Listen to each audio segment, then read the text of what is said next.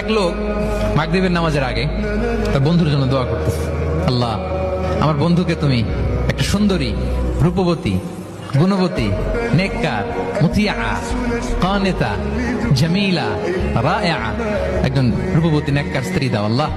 কতদিন ধরে তার বিয়েটা ঝুলে আছে, আল্লাহ তুমি ব্যবস্থা করে দাও, সুন্দরী নেককার আল্লাহওয়ালা।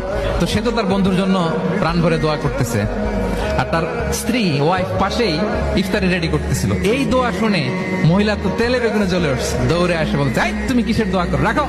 সে বেচারা মোনাজাতের মধ্যে তো ভরকে গেছে, ভয় বলে কি হইলো, আমি তো দোয়া করতেছি আমার বন্ধুর জন্য। তো মহিলা বলে, তুমি কি মনে করছো আমি হাদিসটা জানি না? অন্যের জন্য কোনো ভালো দোয়া করলে আগে যেটা নিজের জন্য কবুল হয়, তুমি মনে করছো আমি জানি না? তুমি ভাবছো হাদিস শুধু তুমি একা জানো, আমি জানি না? না, কি সব দোয়া করে এগুলা? আল্লাহ আকবার, আল্লাহ রহম করুক। প্রিয় ভাইরা, এটা বলার উদ্দেশ্য হচ্ছে আপনি ভালো কিছু অন্যের জন্য চাইলে আল্লাহ তাআলা এটা নিজের জন্য কবুল করে নেয়।